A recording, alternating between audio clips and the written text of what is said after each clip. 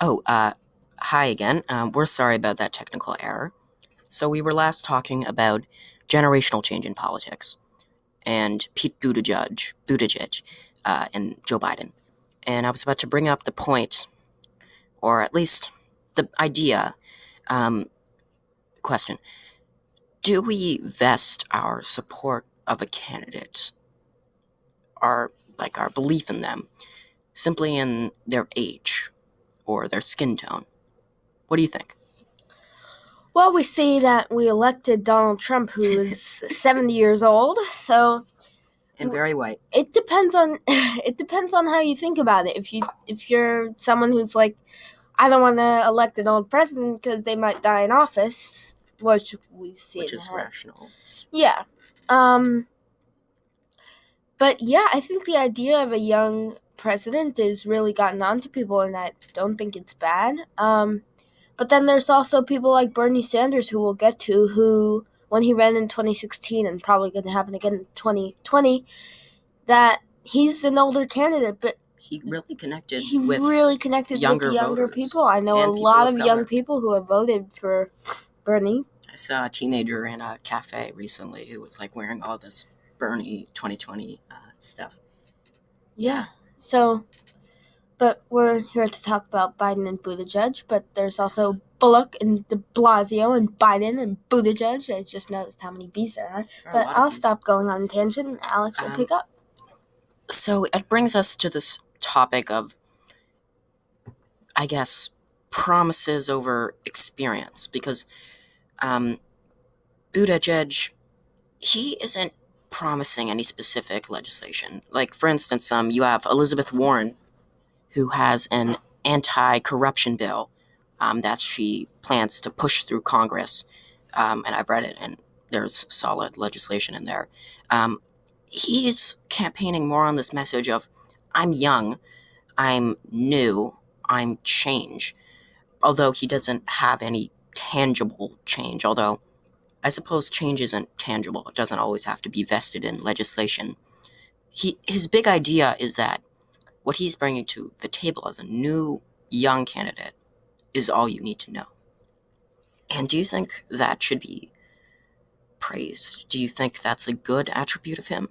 That he's young? Or because he doesn't have a lot of political experience? He served in the army.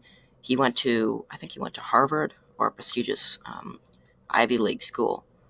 But, I mean, Biden's been everywhere. He was a senator, he's been on multiple committees, and he's been really involved in politics for decades now. Well, something that I noticed about Buttigieg is that he announced that he was running for president, and he was like, "Let's see what happens now." He laid out a few issues and a few things he'd be running for, but besides that, he just said, "All right, I'm running. Here we go," and people really just caught on to him. And I'm I mean, he did say that he would do a lot of things, but it kind of blows my mind how many people just grabbed onto him, Yeah. which I think is really interesting, and maybe not the quality you're most looking for when you are looking to vote for a president, but yeah, that's something that I don't really notice Biden doing as much. Biden really laid out some core issues. He really, really, he really, really, really, really laid out some Really, core really. issues. So yeah, I think that in terms of preparation, Biden kind of leads that against Buttigieg, especially since Biden led the polls months before he started running. So, and when Buttigieg started running, you didn't really know who he He was was. unknown. Yeah. Um, but the thing about Biden and Buttigieg is inevitably with age, there comes a bit of conservatism. Um, I would say that, roughly speaking, um, Biden is a little more conservative than Buttigieg. And so, do you think that? All right, awesome, awesome.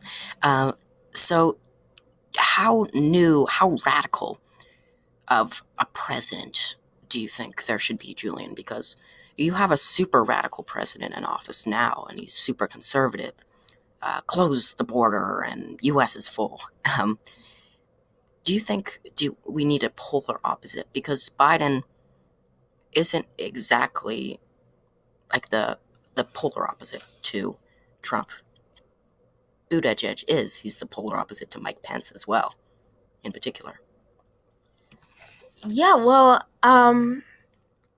although Biden isn't the polar opposite to Trump, I do think he holds on to democratic values. Of course, he was in this huge scandal with the Me Too movement and, of course, the Anita Hill trials. But he's really running as a Democrat. He's made some mistakes that don't really seem democratic, but he's running as a Democrat, and I think that's something important. As a more traditional Democrat, almost. Buttigieg, as a more traditional Democrat, almost. Buttigieg has, I think he called for the legalization of marijuana and other things, abolishing the Electoral College, things like that. He's really a go-getter. He's really a go-getter. Yeah. Go-getter. Okay. On to our last point, I suppose. Is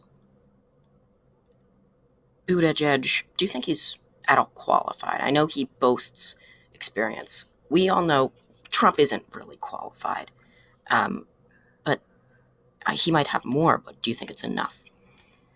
Yeah, something I've thought a lot about is experience. As much as I don't agree with Trump and know that he doesn't have a lot of experience, he has done a lot of things that a president can do, and I feel like Buttigieg can do the same. So I think that's it for this episode. Yeah, next week on the topic of generational change, we're seeing a lot of new candidates embrace Bernie Sanders initiatives like Medicare for All, free college tuition. Yes, there it is. As well as several minimum wage being raised to $15.